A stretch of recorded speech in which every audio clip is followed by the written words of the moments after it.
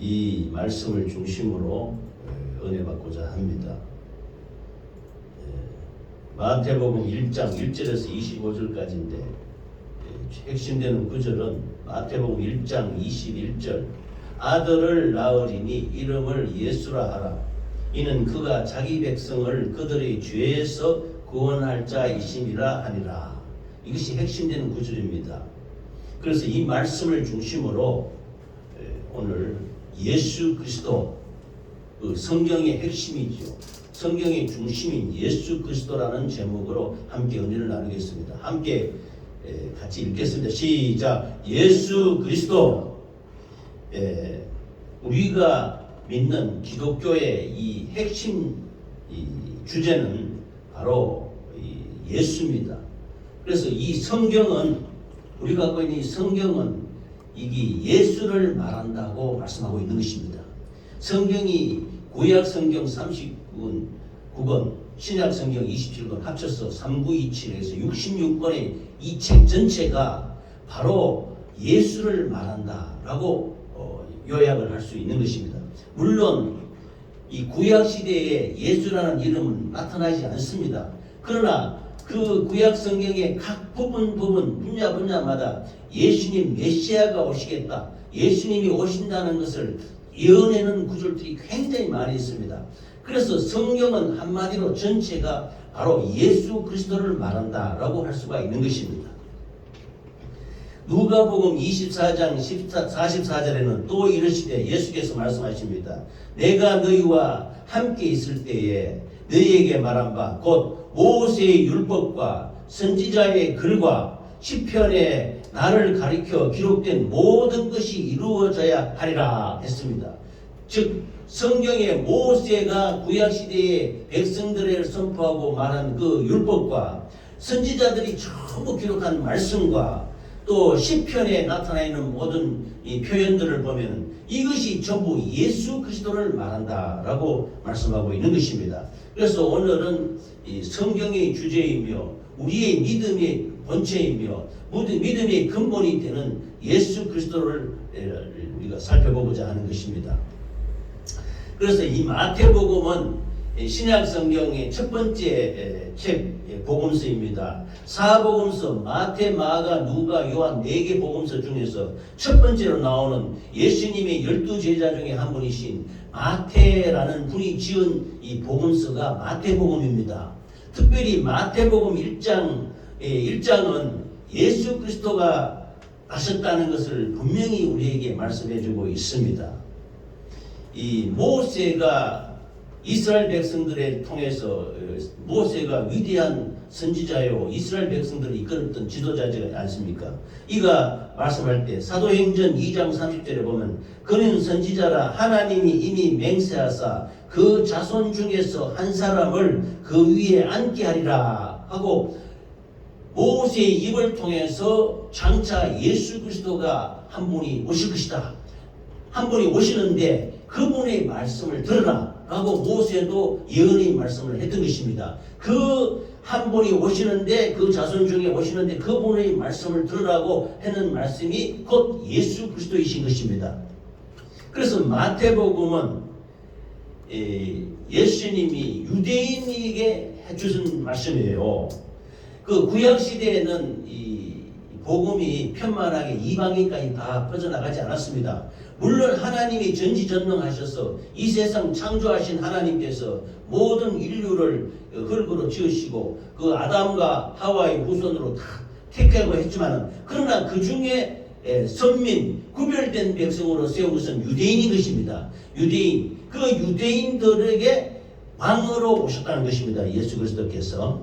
그래서 예수 그리스도가 바로 이 하나님의 말씀이 예수 그리스도를 나타내는데 이 예수 그리스도는 유대인의 왕으로 오셨다는 것입니다. 그래서 이 모세가 말했던 것을 구약에서 말씀했던 언약을 옛날 언약, 구언약이라고 하면은 예수 그리스도를 통해서 주시는 말씀은 새 언약이 되는 것입니다. 그래서 우리가 성경에 두 가지 약이 있다 그러지요. 우리가 참 좀 이렇게 우스개로 말하는 거지만은 이 신약과 구약이 있지요. 신약과 구약과 신약은 바로 39권, 27권의 모든 하나님의 약속의 말씀을 우리에게 주신 것이 구약 신약인 것입니다. 구약은 구언약, 신약은 새롭게 된 언약. 구언약은 모세를 통해서 하나님이 주신, 이스라엘에게 주신 언약의 말씀, 율법의 말씀이고, 새 언약인 신약은 예수 그리스도를 통해서 우리에게 주시는 말씀이 새 언약이신 이 신약의 말씀인 것입니다. 할렐루야. 그러므로 우리가 믿는다는 것은 이 성경을 믿는데요, 하나님의 말씀인 구약과 신약 이 모든 통틀어서 우리가 믿음의 주체이신 예수 그리스도를 믿는 것입니다. 할렐루야. 그러므로 예수님의 말씀은 우리에게 주신 새 언약이요 새로운 율법이라고 할 수 있는 것입니다. 제가 교회를 세우고 교회를 세우는 모토가 우리가 예수 믿는다는 것은 이 땅의 위로, 이 땅에 우리가 죄와 헐과 저주와 질병으로 말미암아 가난과 힘듦과 여러 가지 문제로 말미암아 고통당하는 이 세상에 우리의 구원주로 오신 예수 그리스도를 믿음으로 말미암아 이 땅에서 우리가 위로를 받는 것입니다. 하나님의 말씀으로 위로받고 성령으로 위로받고 예수님의 사랑으로 위로를 받고 이 땅 가운데 강건하게 살아가다가 영원한 나라 천국, 이스라엘 백성들은 모세가 인도해서 그들을 종살이하는 애굽에서 구원해내서 광야에서 40년간 살다가 약속의 땅인 적과 꿀이 흐르는 땅 가나안 땅으로 들어보내는 것이 목표였습니다. 이 가나안 땅이 바로 약속의 땅, 적과 꿀이 흐르는 땅입니다. 그러나 우리는 신약시대에 살고 있는 우리는 이 땅 가운데 예수 그리스도를 믿음으로 말미암아 영원한 천성, 영원한 천국에 가는 것이 우리의 목적이요 목표인 것입니다. 할렐루야. 그러므로 예수 믿고 우리가 천국 간다, 예수 믿고 구원받는다는 것은 예수 그리스도를 영접함으로 말미암아 주시는 영원한 천국의 약속인 것입니다. 할렐루야. 구약 시대에는 이스라엘 백성들 유대인들을 위해서 이 예수님이 오셨습니다. 예수님이 유대인들을 위해서 유대인의 왕으로 오셨다는 말입니다. 그래서 그 모세가 이스라엘 백성들을 애굽에 종살이하던 200만에서 250만 되는 그 민족을 이 출애굽시켜서 그 종살이에서 구해내어 가지고 홍해물을 건너고 광야를 지나서 약속의 땅 들어갈 때에 그 40년 동안 광야에서 살게 했습니다. 살면서 하나님의 말씀으로 이끌어 나가는데 그 광야에서 살았던 그 유대인 200만에서 250만에 이르는 그것을 광야 교회라고 하는 것입니다. 교회가 뭐냐면 에클레시아라고 해서 구별된 백성, 구원받은 백성의 모임을 교회라고 하는 것입니다. 우리가 눈에 보여서 예배드리러 오는 우리 만나교회라고 하는 것은 이건 눈에 보이는 건물이지요. 이것만 예배가 아니고 이 교회가 아니고 눈에 보이지 않는 믿음의 모임, 믿는 사람의 공동체를 교회라고 하는 것입니다. 그래서 구약시대의 이스라엘 백성들이 200년에서 250만원이 광야에서 살았단 말입니다. 광야로 살아갈 때 회막을 지었고 그 가운데 주님이 함께 하심으로 말미암아 광야 교회를 이루어서 살았던 것입니다. 그때는 유대인만 구원받았어요. 그런데 예수님이 2000년 전에 예수님이 오셔가지고 이 복음을 편만히 증거해서 수많은 이방인에게도 복음이 증가됐으니 이 성령이 내려오고부터는 이 땅끝까지 이르러 복음을 전하게 됐던 것입니다. 그래서 사도행전 1장 8절에는 오직 성령이 임하시면 너희가 권능을 받고 예루살렘과 온 유다와 사마리아 땅끝까지 이르러 내 정리 되리라. 성령이 오면서부터 이 복음이 크게 넓혀져 가지고 수많은 이방인들 심지어 우리 이 대한민국 우리에까지 복음이 전파되어서 예수 믿고 구원받는 놀라운 역사가 일어났던 것입니다. 할렐루야. 그래서 처음에는 유대인만이 교회였지만 지금은 영적인 유대인인 우리에게 이 복음이 전하되어서 우리에게 영원한 메시아요 왕이 되시는 분이 바로 예수 그리스도이신 것입니다. 할렐루야. 이 이방인인 우리에게 복음이 전하되어서 영적인 유대인으로 우리를 불러주시고 하나님이 자녀 삼아주시고 위대한 교사요 위대한 예언의 성취자요 유대인의 왕인 메시아가 우리 영적인 우리 후손들에게도 우리 자녀들에게도 우리에게도 위대한 왕이 되시는 것입니다. 예수 그리스도가. 할렐루야. 마태복음 1장 1절에 보면 조금 전에 읽었는데 이런 얘기를 좀 낮출게 넣으신 거예요. 마태복음 1장 2절에는 참 이걸 전에는 이게 좀 외우고도 이렇게 했죠. 할 때 보면 낳고 아브라함과 다윗의 자손 예수 그리스도의 이렇게 계보라는 말은 족보지요. 족보. 우리 각 가정 가문에 족보가 있지 않습니까? 이 조상 때부터 내려오는 그 조상의 계보, 이 계보를 족보라고 합니다. 그 제보에 보면 아브라함이 이삭을 낳고 이삭이 야곱을 낳고 야곱은 유다와 그 형제를 낳고 유다는 다말에서 베르스와 세르를 낳고 베르스는 헤스론을 낳고 헤스론은 람을 낳고 람은 아메다를 낳고 아메다는 나스를 낳고 이거 참 옛날에 이 마태복음 1장을 외우려면 낳고 하는 것이 14대가 3번, 4번 되풀이 됩니다. 이 낳고 하는 이 계보가 바로 예수님의 족보입니다. 예수님의 육신의 족보예요. 예수님은 영원하신 하나님의 아들이십니다.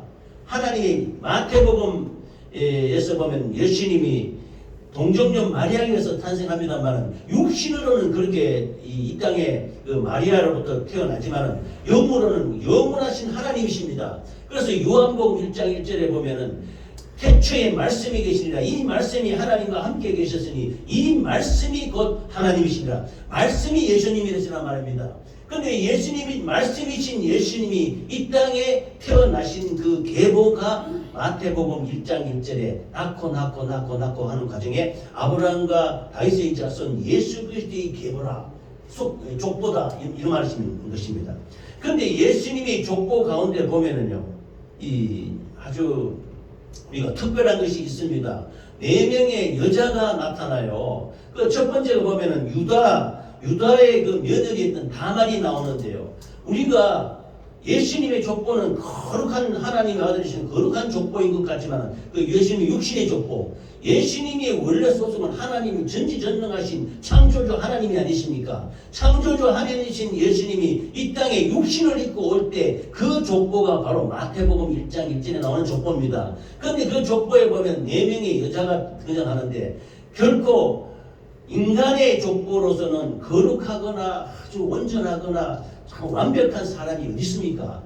허물 많고 오명이 있고 질점이 있고 단점이 있지만은 그러나 예수님의 계보에 들어있는 그 분들의 그 면면을 보면은 인간적으로는 부족하고 또 참 이런 것처럼 그런 걸 다 초월해서 예수님의 족보에는 아주 4명의 여자분도 등장하는데 아주 이분들이 믿음의 계보를 이어나가는 훌륭한 분이신 것입니다. 특별히 다말이라고 나오는데요.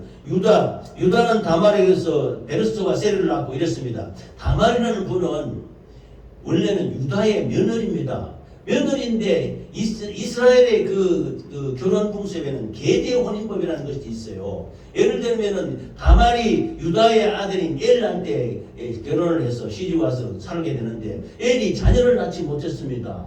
그 자녀를 낳지 못하고 죽어버렸어요, 아들이.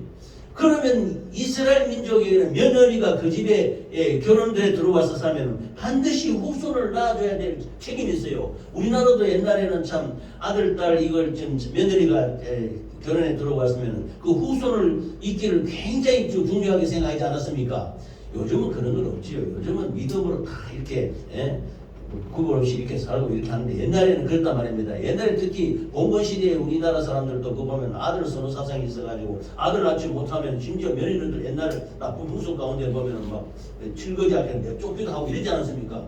그런 것처럼 이스라엘 민족에게도 계대 혼인법 그래가지고 자녀를 낳아줘서 그 후손을 연결해 주지 않으면 그것이 굉장히 근데 여기는 이제 우리나라처럼 뭐 육신의 계보를 이어나가기보다 영적인 계보 예수 그리스도가 오실 계보를 이어나가는데 그 후손을 낳아주지 못하면 굉장히 믿음적으로는 이것이 잘못된 것입니다. 그래서 유다의 며느리 다말이 엘에게 시집와서 아이를 낳지 못하고 아들이 죽어버립니다. 그러면 어떻게 되냐면은 그 며느리가 그 집안에서 아들을 그 장자를 이어줘야 되는데 이어나지 못했기 때문에 둘째 아들에게 또 결혼을 하게 되는 겁니다. 근데 둘째 아들도 또 죽어버렸네. 이것이 성경에 보면은요, 이걸 잘못해가지고 이렇게 그 남편이 하나 있고 둘 있고 셋 있고 넷 있고 다섯 여섯 이걸 아주 그 여자를 아주 좀 좋지 않은 여자로 이렇게 취급하는 경향인데 그게 아닌 것입니다. 이 다말이라는 분은요, 믿음의 그 유다의 집안에 시집 와서는 유다의 집안에 그 후손을 남겨서 믿음의 계보를 이어주기 위해서 몸부림쳤던 믿음의 여인이었던 것입니다. 하나님의 그 거룩한 뜻을 이루기 위해서 그 가정에 시집와서 그 자녀를 출산시켜서 믿음의 계보를 이어주기 위해서 몸부림을 쳤던 분이 다말이었던 것입니다. 그래서 나중에 둘째 아들도 죽고 셋째 아들은 이제 어리니까 유다가 생각했습니다. 아유 저 며느리 저 봤더니만 아들 둘이가 죽어버렸네. 근데 셋째 아들을 또 줘야 되거든요. 그래서 아들을 낳게 해서 후손을 이어줘야 되는데 또 셋째 아들을 주면 또 죽겠다. 그래서 안 줍니다. 안 주니까 어떻게 하냐면 나중에 여러 가지 우여곡절 끝에 심지어 다말이 자기 시아버지인 유다와 그 관계를 통해서 후손이 나오는데 그것이 베레스와 세라라고 말씀하게 됩니다. 그래서 마태복음 1장 3절에 보면 유다는 다말에게서 베레스와 세라를 낳고 다말이 며느리인데요. 며느리하고의 관계에서 후손이 나오는 것입니다. 근데 이걸 우리 윤리 도덕적으로 보면 세상에 그런 게 어딨냐 무슨 그 족보가 뭐 그러냐 아닌 것입니다. 하나님은 참 우리에게 참 부족하고 미련하고 참 할지라도 인간적으로 우리가 오점을 가지고 있고 여러 가지 부족한 점이 있다 할지라도 믿음의 계보를 잇기 위해서 몸부림치는 자를 하나님이 거룩하신 백성으로 삼고 믿음의 사람으로서 세워나갔던 것입니다. 할렐루야. 그러므로 우리는 예수 믿는 믿음 안에서 강건해야 되는 것입니다. 우리가 육신적으로는 보면은 이게 참 뭐 이런 일이 있냐 이렇게 판단할 수 있지만 아닌 것입니다. 우리는 하나님의 말씀을 영적으로 받아들이기 때문에 이 말씀을 받아들일 때 우리는 그 믿음의 그 계보를 이어나가서 그래서 우리가 전도하고 이렇게 말씀을 전하고 하는 것도 이와 같은 것입니다. 믿음의 계보를 이어나가기 위해서 믿음의 후손을 생산하기 위해서 몸부림치는 우리의 그 믿음의 그것을 하나님이 아시고 우리를 축복하시는 것입니다. 할렐루야. 두 번째는 라합이라는 분도 여자분도 계시는데 이 라합은 이스라엘 백성들이 여호수아가 이끌고 여리고성을 들어갈 때 라합이라는 기생인데요. 기생을 초월해서 기생은 세상에 말하면 이건 좋지 않은 그런 요인에 속하지 않습니까? 그런데 하나님이 이 라합을 통해서 이스라엘 백성들이 여리고를 공격해 올 때 그 붉은 줄을 매달아 놓고 우리를 그 정탐꾼이 먼저 와서 여리고성을 정탐할 때 이 라합이라는 기생이 이스라엘 백성 정탐꾼을 보호해 줍니다. 죽음에서 보호해 주니까 그걸 구원해서 나중에 라합이 구원받아서 이스라엘 백성으로 편입이 되는 것입니다. 그런데 이 라합이 또 이 예수님이 족보에 들어가서 살몬이라는 분과 결혼해서 나중에 보아스라는 분을 낳는데요. 이 라합이 기생을 초월해서 하나님이 믿음의 사람으로 서서 그가 이스라엘 백성들이 거룩한 백성들을 구원하고 그 믿음을 인정한 믿음의 여인으로서 라합이 또 그 예수님의 족보에 들어가 있는 것입니다. 그 다음에 라합의 그 며느리인데요. 나중에 보아스가 아들인데 보아스를 낳고자 보아스와 결혼하는 사람이 또 룻입니다. 룻은 누구냐면 이방인인 모압 여인입니다. 그 당시 구약시대의 이스라엘 백성들은 이방인들하고는 상종을 하지 않았습니다. 이스라엘 백성 아닌 사람은 적과 같이 취급해서 절대로 결혼도 하지 않고 이렇게 했는데 우리의 믿음도 마찬가지인데 근데 우리는 육적으로는 그렇게 이스라엘 백성처럼 그렇게 판단하면 안 됩니다. 그러나 영적으로는 예수 그리스도의 믿음 안에 순결하고 청결한 우리 믿음을 가지고 있어야 되는 것입니다. 할렐루야. 그러므로 우리가 예수 믿는다는 것은 정결한 믿음, 견고한 믿음, 예수 그리스도가 오직 주는 그리스도시요 살아계신 하나님의 아들이십니다. 분명한 우리의 믿음이 있어야 되는 것입니다. 그 믿음을 가졌던 분이 라합이란 말입니다.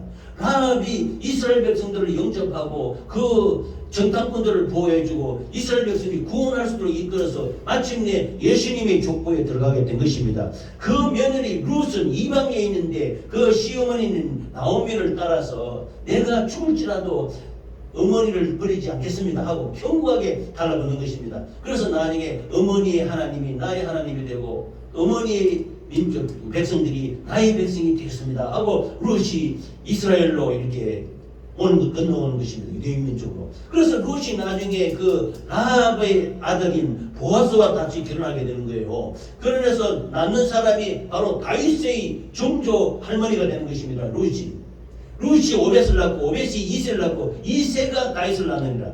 지금 이스라엘에 전쟁이 일어나고 있지 않습니까? 그래서 한편으로는 우리가 생각해 볼 때는 우리는 영적인 눈으로 바라보는 것이기 때문에 육적인 것은 이스라엘 백성들이 지금 예수 안 믿습니다. 그들은 유대인들이 유대교잖아요. 그래서 유대교에는 율법으로 모세 오경의 토라 오경에 의해서 눈에는 눈, 귀에는 귀, 이에는 이 보복법입니다. 보복법. 그래서 지금 치열한 죽고 죽이는 처참한 전쟁이 일어나지 않습니까? 그러나 예수님은 이 땅에 원수를 사랑하라 핍박들을 위해 기도하라고 말씀하지 않았습니까? 그하고는 우리하고는 좀 다릅니다. 우리는 영적인 이스라엘에 편입된 룻이 이방인이지만 이 믿음을 견고히 갖고서 이스라엘 민족이 지금 제일 존경하는 우리나라의 세종대왕과 같은 분이 다윗입니다. 그 다윗 왕이 나라를 세울 때 그 다윗 왕의 정조 할머니가 이방 여인의 룻이었단 말입니다. 이와 같이 성경에는 우리 눈으로 볼 때는 윤리적으로 도덕적으로 또 이 세상적인 눈으로 볼 때는 그런 좋지 못하게 생각되는 사람일지라도 하나님의 거룩한 믿음의 계보를 지키고 믿음을 견고하게 지킨 사람에게 하나님의 사람으로서 인정해주고 예수님의 계보에 들어갈 수 있게 된 것입니다. 할렐루야. 우리도 이런 믿음의 예수 그리스도의 계보에 들어가는 우리 모두가 되시길 바랍니다. 절대로 믿음을 저버리지 않는 말입니다. 순결한 그 믿음을 갖고 있다는 말입니다. 즉 하나님 나라 왕국 건설에는 어떠한 인간적인 공로. 그래서 우리나라 옛날에 신분주의 제도 있지 않습니까? 양반 이렇게 막 구분해서 있지 않습니까? 이게 하나님 나라에는 없다는 겁니다. 아무리 겉으로 거룩한 척하고 참 내가 양반이냐고 했지만 그게 올바른 그게 아니지 않습니까? 진실한 것은 어떤 인간의 공로도 철저히 배격하고 예수 그리스도 안에서는 이방인이나 믿음 안에서나 헬라인이나 유대인이나 모든 이방인들이 차별 없이 하나님의 자녀가 될 수 있는 하나님의 자녀가 되는 권세가 있다고 말씀하고 있는 것입니다. 할렐루야. 그러므로 예수 안에는 평등하고 자유하고 믿음 안에 견고한 사람이 하나님의 사람으로 택함을 받고 안정받고 하나님께 쓰임을 받게 되는 것입니다. 할렐루야. 그래서 로마서 9장 8절에 보면 육신의 자녀가 하나님의 자녀가 아니요 오직 약속의 자녀가 시로 여기심을 받느니라 그랬습니다. 그래서 이 마태복음 1장을 보면요 낳고 가는데 참 행실이 올바른 못한 여자들도 있단 말입니다. 이게 뭐냐 이렇게 하는데 아니 영적인 눈을 보고 믿음의 눈을 바라보면은 정말로 신앙을 변치 않고 예수 믿는 믿음을 변하지 않고 견고히 가지고 있는 분이 하나님의 사람으로 생명을 받고 있다는 것입니다. 할렐루야. 그래서 우리는 육신으로 그렇게 되는 거 아닙니다. 구약시대에는 이스라엘 백성들이 율법을 지켜서 구원을 받으려고 율법을 지키려고 막 겉을 많이 꾸몄습니다. 그러나 지금 신약시대에 와서 예수님이 우리 법은 새 언약은 우리 신비의 세계입니다. 신비의 마음으로 육신으로 거룩함을 이루는 것이 아닙니다. 약속으로 예수 그리스도를 믿음으로 말미암아 그 믿음이 우리의 거룩함의 기본이 되는 것입니다. 그래서 예수 그리스도를 믿음으로 말미암아 우리가 구원을 받게 되는 것입니다. 할렐루야. 성경의 주제가 예수 그리스도라고 제가 말씀드렸습니다. 성경은 오직 하나 내가 길이요 진리요 생명이신 예수 그리스도를 말하고 있습니다. 앞에 제가 서두에서 말씀드리는 누가복음 24장 44절에도 너희에게 말한 바 모세의 율법과 선지자의 글과 시편에 있는 모든 말이 나에 대한 것이다. 나 곧 예수에 대한 것이라고 말하는 것입니다. 그러므로 우리가 성경을 읽을 때 이게 뭔 말인지 이게 뭔 말인지 하는데 전부 예수 그리스도와 결부하면 다 일치가 되는 것입니다. 창세기부터 모든 말씀을 우리가 볼 때 예수 그리스도와 연관하면 다 이게 해결이 되는 것입니다. 그래서 성경은 예수를 말한다. 할렐루야. 믿으시기 바랍니다. 그래서 예수 그리스도는 구약에 이사야서 53장이 대표적으로 가장 예수님의 사역을 잘 나타내는 말씀인데 이사야서 53장 1절에서 6절 보면은 그가 찔림은 우리의 허물을 인하며 그가 상함은 우리의 죄악을 인하며 그가 징계를 받음으로 우리가 평안을 누리고 그가 채찍에 맞음으로 나음을 입었도다.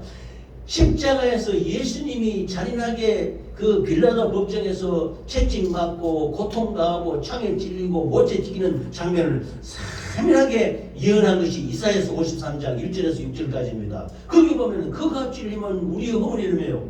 이사야 선지자는 주전 600년 전에 구약시대 사람입니다. 그 사람이 그 하나님의 말씀 은혜를 받고 성령이 충만해서 예언하는데 예수님이 찔리면 우리의 허물을 인하며 이렇게 예언을 말씀했던 것입니다. 그래서 그가 찔리면 우리의 허물을 인하며 그가 상하면 우리의 죄악을 인하며 우리 인간의 죄로 말미암아 하나님의 아들이신 예수님이 상했단 말입니다. 그가 징계를 받음으로 우리가 평안을 누리고 그가 채찍에 맞음으로 나음을 입었도다. 이 땅에 병들어서 고생하는 우리 성도들도 연약하고 부족해서 아픈 것도 있지 않습니까? 그런데 이것은 십자가에 예수님이 잔인하게 피 흘리시는 장면은 그가 채찍에 맞음으로 나음을 입었도다. 빌라도 걱정해서 빌라도 이스라엘을 다스리던 빌라도가 채찍으로 예수님을 때립니다. 때려서 그 피가 낭자하고 살점이 찢겨나오고 그 고통을 당했는데 그 고통이 뭐냐? 채찍에 맞음으로 너희의 질병이 나음을 입었다. 이렇게 말씀하고 있는 것입니다. 할렐루야. 우리가 영적으로 그가 채찍에 맞음으로 나음을 입었다. 그가 채찍에 맞음으로 나음을 입었다. 이것을 내 심리에 이루어질 때 기도할 때 마침내 내 질병에서 내가 자유할 수 있게 되는 것입니다. 할렐루야. 주의 축복으로 영육간에 강건하시기를 예수 이름으로 축원합니다. 이 예언의 말씀을 하신 분이 바로 예수 그리스도라 말입니다. 그러면 예수라는 뜻이 뭐냐? 우리가 태어나면 저도 이름이 있지 않습니까? 여러분 우리 권사 집사 모든 분들도 다 태어날 때 우리 아버지 우리 할아버지들이 우리 이름을 지어주셨습니다. 제 이름에도 뜻이 있습니다. 서로 상자에 양길철자예요. 서로 길하게 좋게 은혜롭게 하라 하는 뜻이에요. 이름대로 된다는 그 말씀이 있지요. 바로 예수는 누가 말했냐? 예수님이 태어나기 전에 동정녀 마리아에게 성령으로 잉태해서 예수님이 태어납니다. 그런데 이 동정녀 마리아에게 하나님이 그 이상 중에 말씀합니다. 태어날 자는 너희 자기 백성을 저희 죄에서 구원할 자 이름을 예수라 하라. 예수님 이름을 누가 정해줬느냐? 하나님 아버지가 정했다는 거예요. 우리가 태어나면 우리 아버지, 우리 그때 부모들이 내 이름을 지어주지 않습니까? 저 자녀들도 제가 자녀들을 낳아서 갈 때 우리 아버지한테 이름을 뭐로 할까요? 이렇게 했어요. 그러니까 뭐 옛날 분들은 이렇게 해보잖아요. 이렇게 살펴가지고 이름을 정해서 지어줍니다. 근데 이 이름을 보면은요, 그 지어진 이름대로 되는 역사가 있어요. 그러므로 이름이 굉장히 중요한 거예요. 근데 예수라는 이름은 바로 하나님 아버지께서 마리아가 잉태했을 때 이름을 예수라 하라. 이는 자기 백성을 저희 죄에서 구원할 자다. 이렇게 말씀하고 있는 것입니다. 예수, 우리 영어로는 지저스라 그러는데 예수, 이스라엘 말로 하면 여호수아. 그래서 그 모세를 뒤로 이어서 나온 그 지도자인 여호수아라 뜻이 예수라는 뜻입니다. 그리고 이 예수라는 뜻은 이 야훼 여호와라는 뜻도 있는 것입니다. 그런데 이것이 뭐냐면 자기 백성을 저희 죄에서 구원할 자. 그래서 예수라는 뜻은 여호와는 구원이시다. 하나님은 구원이시다. 이런 뜻인 것입니다. 그럼 그 이름대로 된다는 것입니다. 하나님께서 예수님이 태어날 때 이름을 예수라 하라 그랬습니다.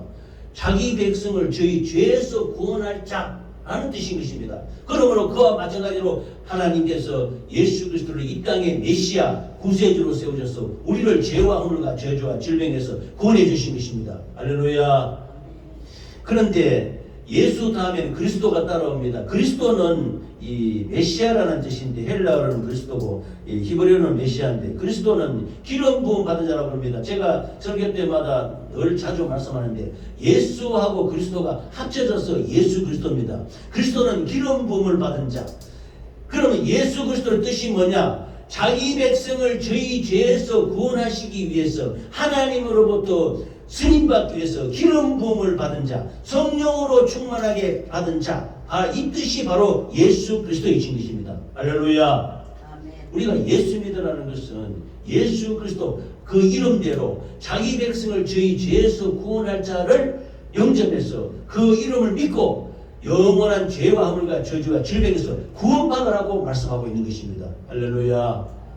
그러므로 이 그리스도는 세 가지 뜻이 있습니다. 제가 다시 말씀드리면 그리스도는 구세주라는 뜻입니다. 그러므로 영어로 이렇게 쓰면 JX 이렇게 쓰잖아요. 근데 이 잘못 알고 있는데 우리가 예수님이 태어난 날을 엑스마스 이러잖아요. 엑스마스. 근데 X라는 이건 영어고 X고 이 X는 히브리 헬라 말은 그리스도라는 뜻입니다. 그리스도. 그러면 이게 엑스마스가 뭐냐면 크리스마스라는 뜻이에요. 크리스마스는 뭐냐? 예수님이 태어난 날이다 이 말인데 예수님이 이 땅에 태어났다. X가 뭐냐? 그리스도라는 뜻입니다. 근데 이걸 영어로 X라 그러면 안 되고 우리는 이 X가 뭐냐면 그리스도라는 뜻입니다. 그리스도.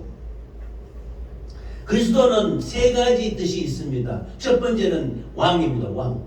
예수님이 앞전에 제가 말씀드릴 때 마태복음은 유대인들에게 예수님이 왕으로 오셨다고 그랬지 않습니까? 만왕의 왕이요 천지전능하신 왕이요 창조주 하나님이 아들이신 예수 그리스도가 이 땅에 왕으로 오셨다는 겁니다.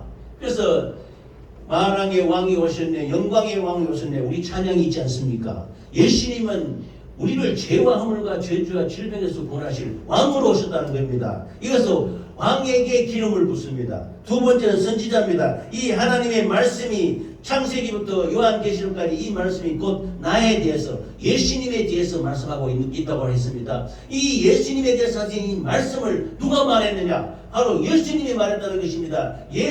신약 성경에는 예수님이 직접적으로 제자들을 통해서 다 입을 통해서 말씀으로 가르쳐 주었고 구약 시대는 선지자를 통해서 성령이 감동 감아 주셔가지고 모세를 통해서 감동 감아 주셔서 예수님의 말씀을 증거하게 하시고 이사야 선지자를 통해서 예수님의 말씀을 증거하게 하시고 이것이 구약 성경입니다. 그러면 이 성경 전체는 바로 영원한 선지자이신 예수 그리스도의 말씀인 것입니다. 할렐루야.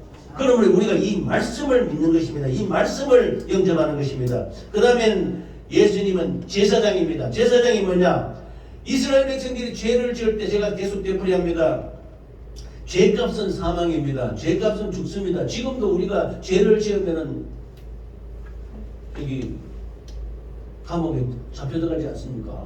죄 지으면 재판받고 그 죄의 형벌에 따라서 이는 징역 몇 년 하는데 우리가 죄값은 성경 말씀은 인간이 죄를 지으면 죽는다는 것입니다. 죄값은 사망이라는 것입니다. 이 죄가 정청이 되고 자꾸 모이면 결국은 천국 못 가고 지옥 간다는 것이죠. 그런데 죄를 그러면 어떻게 하느냐? 죄를 안 지은 사람이 있느냐? 없다. 육신대로 살아가지 않는 사람이 없다냐? 죄인 아닌 사람이 이 땅에 의인은 없나니 하나도 없다 그랬습니다. 이 땅 가운데 부족 모여로 태어난 인간은 죄인 아닌 사람이 없어요. 죄인 아니신 참 사람이요 하나님이신 분은 예수밖에 없습니다. 예수님은 참 하나님이요 참 사람입니다. 참 하나님이신 예수님만이 죄가 없지 나머지는 의인이 없다는 겁니다. 그럼 우리 죄를 어떻게 해결하느냐? 죄값은 죽는 겁니다. 죽는데 누가 대신 내가 죽어버리면 소용없지 않습니까? 내가 구원을 받고 내가 살아야 되는데 그러면 나를 위해 대신 죽으신 분이 있었으니 바로 구수의 주 예수 그리스도이신 것입니다. 할렐루야. 예수님이 십자가에서 내가 죽었다. 그 내 죽음이 나하고 무슨 관계느냐? 관계가 있어야 됩니다. 예수님이 나를 위해 십자가에 죽음으로 말미암아 내 질병과 죄와 허물과 저 질병에서 자유할 수 있는 것입니다. 믿으시기 바랍니다. 할렐루야. 그러므로 예수님은 대제사장이란 말입니다. 이스라엘 백성들은 죄로 말미암아 죽게 됐을 때 하면 양 잡고 소 잡고 잡아서 그 머리에 손을 얹어서 죄를 전가시키고 그 양과 소가 그게 죽습니다. 죽으면 죄가 일시적으로 죽는 거죠. 그러나 영원하신 하나님의 아들이 십자가에서 우리 죄를 담당하시고 피 흘려 죽으심으로 말미암아 우리의 영원한 죄가 도말되는 것입니다. 할렐루야. 죄에서 자유하시기 바랍니다. 죄에서 자유하는 것은 예수밖에 없습니다. 그러므로 우리 죄를 씻어주실 영원한 제사장, 대제사장이 바로 예수 그리스도다. 그러므로 우리의 왕이시요 우리의 선지자시요 제사장이신 이 세 분이 합쳐져서 그리스도, 예수 그리스도가 되신 것입니다. 할렐루야. 예수 그리스도를 믿음으로 말미암아 영광과 찬양과 감사와 기쁨과 경배를 돌리시기를 예수 이름으로 축원합니다. 아멘. 예수님이 이 땅에 오셨을 때 마태복음 1장에는 아브라함과 다윗의 자손 예수 그리스도의 계보라 이렇게 했습니다. 예수님은 아브라함의 후손입니다. 다윗의 후손입니다. 육신적으로는 그렇게 태어났단 말입니다. 마리아라는 처녀가 있었는데요. 유대 나라에. 마리아가 어느 날 기도하고 있었는지는 모르겠지만 가버리라는 천사장이 왔습니다. 와서 은혜를 받은 자여 복이 있을지어다 하니까 마리아가 깜짝 놀랍니다. 아니 나는 남자를 모르는 결혼하지 않은 처녀인데 내가 어떻게 은혜를 받 내게 거룩한 이가 임하실 테니 내게 아들이 있으리니 이름을 예수라라 이렇게 가브리엘이 가르쳐줍니다. 그러자 마리아가 나는 남자를 알지 못하는데 내가 어떻게 하니까 거룩한 이의 영이 내게 임해서 네가 아들을 낳게 된다.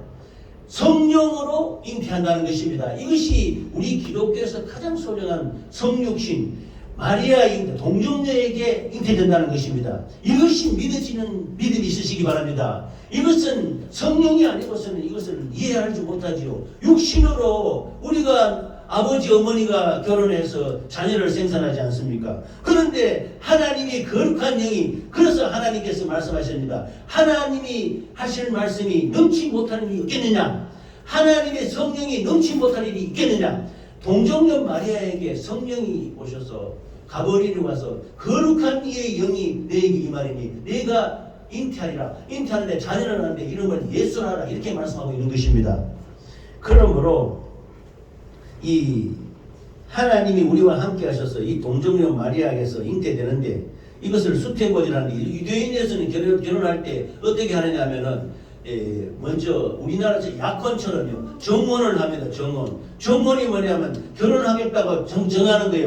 정하면서 그 여자가 처녀가 그 정혼한 그 가정에 가서 그날 그 집안의 풍습을 배우도록 같이 삽니다. 이걸 정혼하게 하는데 정혼할 때는 절대로 같이 그 집에서 살기는 살지만 동침하지 않습니다. 그런데 이 마리아가 요셉하고 정혼했는데 정혼해서 결혼하기로 약속했는데 배가 불러오는 거예요. 약혼했던 그 정혼했는데 아니 동침도 안 했는데 배가 불러오는 거예요. 이게 요셉이 안 되겠다. 이거 이상하다. 이거 그래서 꿈속에 하나님이 나타나셔서 말씀하십니다. 꿈속에 요셉아 두려워하지 마라. 마리아에게 잉태된 자는 사람에게 아니고 하나님이 거룩하신 영이 임해서 잉태된 것이다. 그러므로 아들을 낳으리니 이름을 요셉이라 예수라 이렇게 말씀하시는 것입니다. 그래서 요셉이 처음에는 끊으려고 했다가 이거 하나님의 역사구나 이렇게 해서 인정하고 나중에 예수님이 태어나게 되는 것입니다. 이것을 우리가 동정녀 탄생설이라는데 이것을 우리는 믿는 것입니다. 우리가 앞전에 예수 예배드리기 전에 사도신경을 고백하지 않습니까? 사도신경은 제가 이 사도신경을 잠깐 앞으로 돌려서 보여드릴게요. 전능하사 천지를 만드신 하나님 아버지를 내가 믿사오니 이 사도신경은 성경에는 없습니다. 성경에는 없지만 성경에 있는 핵심적인 믿음을 합쳐놓은 것이 사도신경입니다. 우리는 사도가 신앙의 그 핵심을 모아놓은 것을 믿을 신자 경 말씀이란 말입니다. 사도가 우리에게 주시는 그 성경의 핵심을 모아서 했는 말씀이 사도신경입니다. 그런데 성경에는 없지만 여기 보면 5가지 믿음이 있어요. 전능하사 천지를 만드신 하나님 아버지를 내가 믿사오며 이게 전능하사 천지를 만드신 창조하신 하나님을 믿는다는 것입니다. 그러므로 우리 하나님 아버지는 창조주이십니다. 그러므로 첫 번째가 우리가 예수 믿을 때 첫 번째가 창조신앙을 믿어야 됩니다. 하나님이 천지 만물을 창조했다는 걸 믿어야 돼요. 두 번째, 그 외아들 우리 주 예수 그리스도를 믿사오니 예수를 믿어야 됩니다. 그런데 예수는 어떻게 태어나느냐? 이는 성령으로 잉태하사 동정녀 마리아에게 나시오 이랬단 말입니다. 방금 조금 전에 제가 말씀드린 마리아에게 천사 가버리로 와서 은혜를 받은 자의 복이 있을지어다. 거룩한 이의 성령이 내게 임하니 내가 아들을 낳는데 이름을 예수라 하라. 이렇게 말씀드렸다고 말하지 않습니까? 이게 성령으로 잉태한다는 것입니다. 이거는 믿어져야 이것이 동정녀 탄생인데요. 이게 동정녀 마리아에게 나시고 그랬단 말입니다. 그래서 요셉이 이걸 모르고 이거 이상한 여자네. 이거 잘못된 거 아니냐 해가지고 결혼을 끊으려고 했는데 꿈에 하나님이 나타나셨어. 요셉아, 너에게 마리아에게 잉태된다는 거룩한 하나님의 성령으로 잉태된 하나님의 아들이다. 이름을 그 아들을 낳으리니 이름을 예수라라 이렇게 가르쳐 주는 것입니다. 그래서 예수님이 태어나게 되는 것입니다. 그래서 두 번째는 임마누엘, 이것을 임마누엘 합니다. 임마누엘. 임마누엘은 뜻은 하나님이 우리와 함께 하시다는 뜻인데, 두 번째 믿음인 성령으로 잉태하사 동정녀 마리아에게 나시고, 이것이 임마누엘 신앙입니다. 임마누엘은 하나님이 높고 높은 하늘에 계시는 하나님이 우리를 구원하시기 위해서, 예를 들면 육신은 죄를 지으면 사망인데, 죄값은 사망인데, 죄를 말미암아 우리가 죽게 된 우리를 대신 죽어주는 거룩하신 분이 필요한데, 바로 예수님이 육신을 입고 오셔야 되는 것입니다. 제가 지난주에도 말씀드렸습니다만, 이 땅에 예수님이 오셨을 때 요한복음 1장 14절에 보면 말씀이 육신에 되어 우리 가운데 거하심에 아버지의 독생자의 영광을 보니 은혜와 진리가 충만하더라 그랬습니다. 예수님은 말씀이 육신된 거예요. 성령으로 임했다는 것은 말씀이 임했다는 것입니다. 이것이 믿어지는 믿음이 있어야 돼요. 그래서 하나님의 말씀을 받아들이고 말씀이 믿어질 때에 동정녀 마리아에게 하나님의 말씀이 잉태해서 예수가 출생되는 것입니다. 이것이 임마누엘 신앙이라 합니다. 예수님이 동정녀 마리아에게 태어났다는 겁니다. 세 번째가 보면은 본디오 빌라도에게 고난을 받아서 십자가에 못 박혀 죽으시고, 세 번째는 우리 예수 기독교의 핵심인 십자가 신앙인 것입니다. 십자가 신앙은 바로 우리 죄와 허물과 저주와 질병을 담당하고 예수님이 십자가에서 피 흘려 돌아가셨다는 것입니다. 이것을 믿어야 되는 것입니다. 그래야만이 내 죄와 허물과 저주와 질병이 도말되는 것입니다. 네 번째가 장사한 지 사흘 만에 죽은 자 가운데서 다시 살아나시며 예수님이 3일 만에 부활했다는 것입니다. 지난 부활절 주일에 제가 부활에 대해서 말씀했습니다. 우리 기독교에서 예수님이 십자가에 못 박혀서 죽어버리고 부활하지 못했다 하면 우리는 예수 믿을 필요 없습니다. 아니 죽어버린 사람은 뭐 우리가 뭘 믿어. 그런데 하나님이 예수님을 3일 만에 부활했단 말입니다. 그러므로 하나님은 생명이시요 하나님은 전지전능하신 분이기 때문에 죽음과 사망의 고통에서 벗어나는 것입니다. 그러므로 그 분을 우리가 믿는 것입니다. 그래서 십자가 신앙에서 부활 신앙으로 우리는 영원히 다시 살아나신 예수 그리스도를 믿는 것입니다. 할렐루야. 그러므로 믿음으로 말미암아 장사한 지 사흘 만에 죽은 자 가운데서 다시 살아나시며 그랬습니다. 그래서 하늘에 오르사 전능하신 하나님 우편에 앉아 계시다가 저리로서 산자와 죽은 자를 심판하러 오시리라. 이것이 재림 신앙입니다. 그래서 우리가 이 주변에 제일 헷갈리기 쉬운 것이 이 재림에 대해서 이 요한계시록 때문에 이단 사설이 많이 발생해가지고 수많은 사람들이 잘못된 길로 빠져나가고 하는 것이 많이 있습니다. 이것이 예수님이 언제 온다 하는 건 성경이 절대 없습니다. 이거는 전에 그 다메섹 교회하고 1980년대 90년대에 예수님이 언제 오니까 우리 그 준비하러 가자, 휴거 받으러 가자 하면서 그 미혹하고 하는데 이거 절대 속으면 안 됩니다.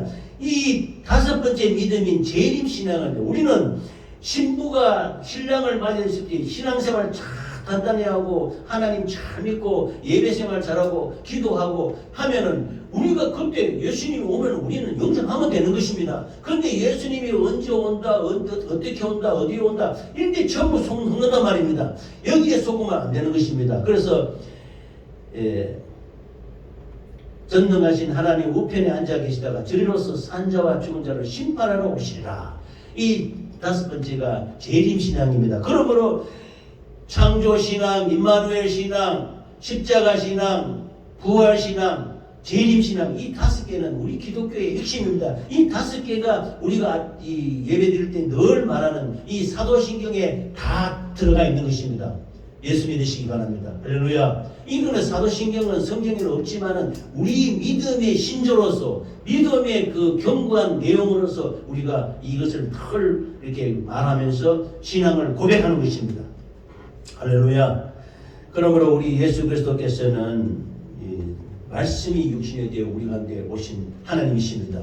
2000년 전에 오신 예수님이 우리의 구세주가 되는 것은 예수님이 십자가에서 못 박혀 돌아가시고 우리 죄와 허물과 저주와 질병을 담당하시고 죽고 난 뒤에 영원히 죽어버린 거 아니고 3일 만에 부활하셔서 그러면 오늘 거룩한 주일 이렇게 우리가 나와서 예배드리는 것은 살아계신 하나님께 예배드리는 것입니다. 할렐루야. 우리 눈에는 안 보이지만 지금 우리가 말씀으로 내려주시는 이 하나님을 통해서 우리가 살아계신 하나님께 지금 예배드리고 있는 것입니다. 할렐루야. 눈에는 보이지 않고 귀에는 들리지 않지만 우리가 하나님의 말씀을 붙들고 이 시간 예배 드릴 때 전지전능하신 하나님께서 불꽃 같은 눈동자로 우리를 살펴보시면서 우리의 생사화복을 주관하시고 우리의 모든 염려와 걱정을 아시고 지금 우리를 살펴보고 계시는 것입니다. 은혜 내려주고 계시는 것입니다. 할렐루야. 예수 그리스도 안에서 형통하시고 예수 그리스도 안에서 복된 삶이 되시기를 예수 이름으로 축원합니다. 그러므로 이 예수님이 이 땅에 오셔서 우리를 위해서 죽으셨다는 것은 우리가 죽으면 되지 않지 않습니까? 그래서 구약시대처럼 양잡고 쏘잡고 비둘기 잡아서 죽여서 우리 대신 제사 지내고 이렇게 지금 하지 않습니다. 예수님이 2000년 전에 이 땅에 오셔서 갈보리 언덕 십자가산에서 우리가 잔인하게 피 흘려 죽으심으로 말미암아 우리 죄와 허물과 저주와 질병을 도말하셨던 것을 믿음으로 말미암아 우리는 구원받게 되는 것입니다. 할렐루야. 그러므로 이 마태복음은 우리 가장 신앙생활의 기본이 되는 이 말씀을 1장에부터 말씀하고 있습니다. 즉 하나님 나라 건설에는 우리가 겉으로 육신으로 잘세고 잘나고 가문이 좋고 문벌 좋고 하는 것이 하나님 믿음 안에서는 이거는 필요 없습니다. 우리가 육신으로 자랑할 것이 없는 것입니다. 우리는 믿음으로 하나님께 나아가야 되는 것입니다. 우리가 부족하고 미련하고 세상에서는 참 부족하고 좀 쉽게 말하면 연약하다 할지라도 하나님 안에 견고한 믿음으로 말미암아 하나님께 감사와 영광을 돌릴 수 있게 되는 것입니다. 할렐루야. 믿음에 강건하신 우리 모두가 되시기를 예수 이름으로 축원합니다. 그러므로 오늘 이 마태복음 1장 1절 말씀은 이 유대인의 왕으로 오신 예수 그리스도를 말하고 있습니다. 이 유대인, 우리는 영적인 유대인입니다. 우리가 구원받을 수 없는 이방이었지만 하나님이 거룩하신 뜻으로 우리가 믿음 안에서 믿음의 사람이 되어서 믿음의 계보로 들어가게 되어서 우리가 구원받고 하나님의 영원한 계보에 우리도 참여하게 된 것입니다. 할렐루야. 그러므로 우리가 세상에 다시 한번 말씀드리면 우리가 세상에 찍기 같을지라도 우리가 부족하고 염려하고 연약할지라도 하나님은 우리를 긍휼히 여기시고 참 축복하셔서 우리를 강건하게 하나님의 자녀 삼아주시고 이렇게 하나님 전에 나와서 하나님께 예배드리고 영광 돌리는 것을 하나님은 기뻐 받으시는 것입니다. 할렐루야. 그런데 믿음으로 우리가 응답해야 되는 것입니다. 이 창조신앙 하나님이 천지 만물을 지으셨다. 또 하나님 우리와 함께 하신다. 성령으로 함께 하시고 말씀으로 함께 하시고 권능으로 함께 하신다. 이 함께 하신다는 것을 믿어야 되는 것입니다. 그러고 십자가에서 우리를 위해서 잔인하게 살찌고 피 흘려 돌아가셨지만 나를 위하여 죽으셨다. 나를 위하여 살렸었다. 나를 위하여 부활하셨다. 이렇게 믿어야 되는 것입니다. 할렐루야. 믿으시기를 예수 이름으로 축원합니다. 우리가 원수 되었을 때 우리 주 예수 그리스도께서 십자가에 피 흘려 죽으심으로 말미암아 우리를 죄와 허물과 저주와 질병에서 구원하신 하나님의 사랑과 긍휼과 그 놀라우신 축복의 은혜가 우리 모든 성도들에게 충만하게 임하시기를 예수 이름으로 축원합니다. 오늘 비록 처음 오셨을지라도 예수님이 성령으로 내 심령에 감동 감아주시고 하나님의 말씀을 이루어 주시면 예수 믿게 되는 것입니다. 예수 믿음은 우리 겉이 아닙니다. 육신이 아닙니다. 우리 속사람이 하나님께로 나아가는 것입니다. 속사람이 성령의 역사를 받아들이는 것입니다. 하나님의 말씀을 인정하는 것입니다. 아멘으로 받아들이는 것입니다. 할렐루야. 믿음으로 충만해서 가정과 기업과 자녀에게 복을 받으시고 심령의 평안을 누리시고 감사와 영광과 찬양과 경배를 돌리는 우리 모두가 되시기를 예수 이름으로 축원합니다.